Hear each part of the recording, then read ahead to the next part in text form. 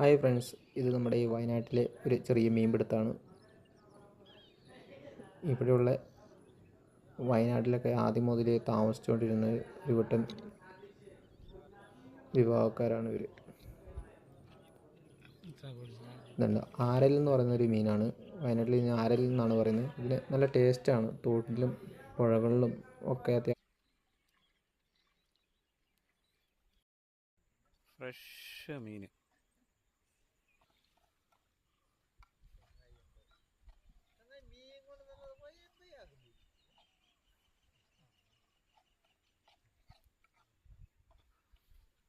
കേഴും കൊണ്ട് അതന്നെ